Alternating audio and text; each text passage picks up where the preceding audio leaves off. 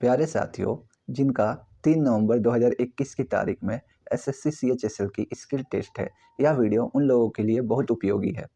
दोस्तों, मैं आप लोगों को कुछ ऐसे टिप्स दूंगा जो आपके एग्ज़ाम हॉल में आपके एग्ज़ाम के प्रेशर को काफ़ी हद तक कम कर देगा। चलिए दोस्तों, इसी के साथ इस वीडियो को शुरू करते हैं। इससे पहले कि मैं आपको एग्ज़ाम हॉल में एग्ज़ाम के प्रेशर को कम करने की टिप्स दूं, मैं आपको बताना चाहूँगा कि मैं 2018 एसएससी सीएचएसएल में सेलेक्टेड हूँ। तो मैं अपने एक्सपीरियंस को आपके साथ शेयर करना चाहता हूँ, जिससे कि आपको थोड़ी बहुत मदद मिल जाए। चलिए दोस्तों, शुरू करते हैं। प्यारे साथियों, जैसे ही आप एग्ज़ाम हॉल में इंटर करेंगे, आपको आपका कीबोर्ड प्रोवाइड कराया जाएगा। जैसे ही आपको आपका कीबोर्ड दिया जाए, अपने कीबोर्ड की अच्छे से जांच कर लें।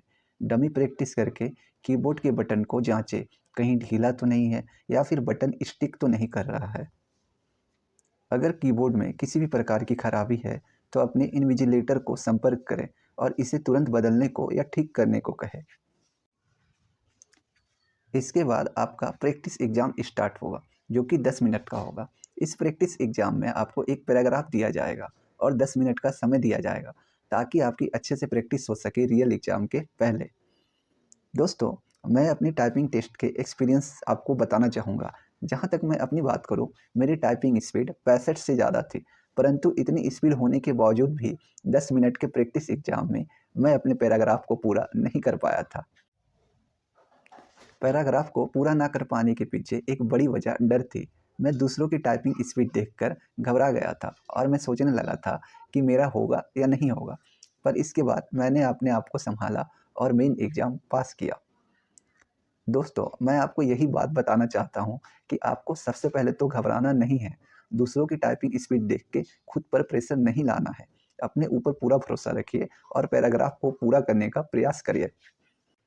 दोस्तों, यह रहा मेरी टाइपिंग का रिजल्ट। मेरे द्वारा टाइपिंग में 0.87 की मिस्टेक की गई थी, यानी मेरी एक्यूरेसी 98.13 की थी। दोस्तों, आइए हम फिर से चलते हैं अपने प्रैक्टिस पैराग्राफ पे। 10 मिनट के प्रैक्टिस के बाद आपको 3 मिनट का ब्रेक दिया जाएगा। इसके बाद आपका रियल एग्ज़ाम स्टार्ट होगा।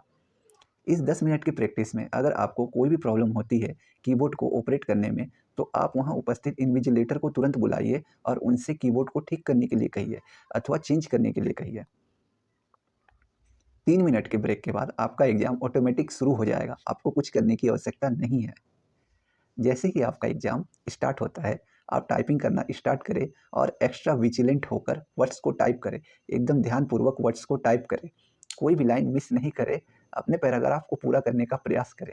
निश्चित ही आप टाइपिंग एग्ज़ाम में सफल होंगे। दोस्तों, मैं आशा करता हूँ कि आप सभी अपने स्किल टेस्ट में सफल होंगे और अपने घरवालों को गौरवान्वित करेंगे।